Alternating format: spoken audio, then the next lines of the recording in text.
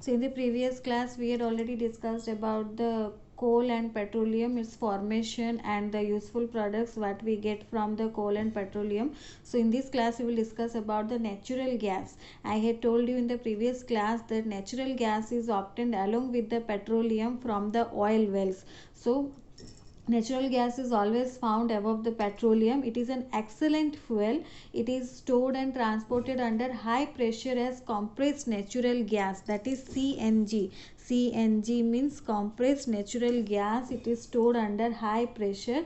The main constituent of natural gas is methane. Its main constituent is methane. Natural gas is supplied through networks of pipelines. These pipelines deliver CNG or compressed natural gas directly to the residential areas for domestic use. So this is also used for the domestic use and supplied through the networks of pipelines. So these pipelines are operational in metro cities. CNG also used as fuel in automobiles. This is also used as fuel in automobiles. So it is a good fuel. Natural gas is considered as good fuel because it doesn't leave any residue. It gives a lot of heat on combustion and it doesn't produce smoke on burning. So natural gas, it doesn't leave any residue or it gives a lot of heat on combustion and it doesn't produce smoke on burning. So because of these reasons natural gas is considered as a good fuel.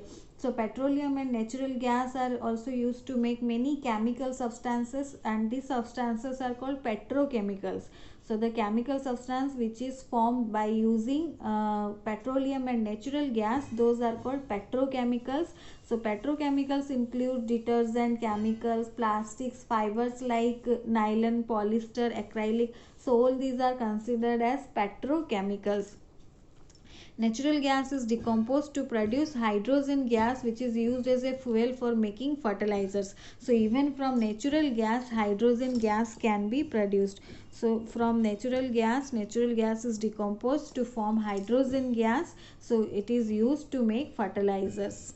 So if we will discuss about the fossil fuels, we have to discuss about the disadvantages of fossil fuel, because both coal and petroleum, they contain carbon compounds which burn to produce heat and light, and the main product of combustion of this fuel is carbon dioxide. So when carbon dioxide is released in high quantity, it is not good for us. It creates greenhouse effect. So excessive use of fossil fuel lead to the increase in the level of carbon dioxide. When we are using the fossil fuels like coal and petroleum in an excessive way, then it also increase the level of carbon dioxide in the atmosphere.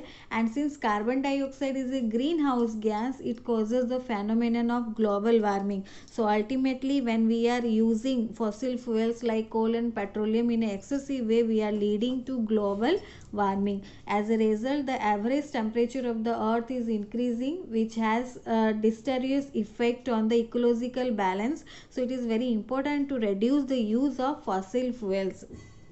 Next is like combustion of coal releases oxides of nitrogen and sulfur into the air. So these oxides of nitrogen, that is NO2, sulfur oxides of sulfur is SO2. So when they reacts with the water, they reacts with water vapor, so when nitrogen reacts with water vapor in the atmosphere and sulfur dioxide reacts with water vapor in the atmosphere, they produce acids. Acids and acid rain takes place. So it is harmful. Acid rain is harmful for the soil, vegetation and building. So these acids fall down with the rain, and such a rain is called acid rain. So oxides of nitrogen and sulfur, when released from the combustion of coal, combine with water vapor to form the acids. So similarly, partial combustion of coal and petroleum fuel produces carbon monoxide. Carbon monoxide is CO, carbon dioxide is CO2, and carbon monoxide is CO, and carbon monoxide is even more and more harmful than carbon dioxide. It is a poisonous gas. Carbon monoxide is a poisonous gas.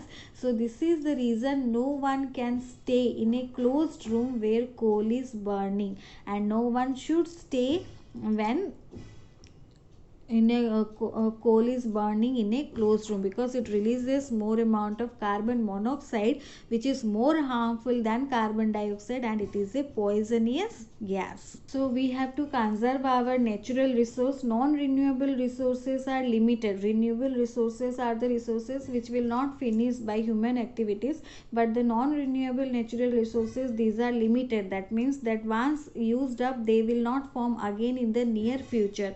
So therefore conservation of those non-renewable resources is very necessary. Conservation means saving and using resources very carefully without wastage.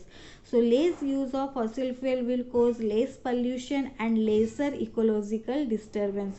So we should conserve the natural resource, and we should use the fossil fuels in very less, because if we will use less, then it will cause pollution also less, and ecological disturbance also will be lesser.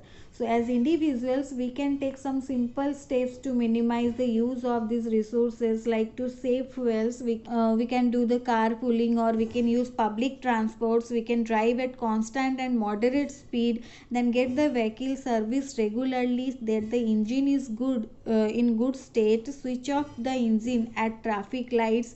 Use air conditioner in our vehicles only when necessary, and ensure that tires have optimum pressure. So these are the some simple steps we can apply in our daily life to minimize the use of these resources, or to save the fuel. So this is about the natural resource, how we can use the natural resource and conserve the natural resource. Along with this, in your book, whatever green steps are given, that also you have to read it and learn all these things. In the next class I will upload question answer, write and learn them.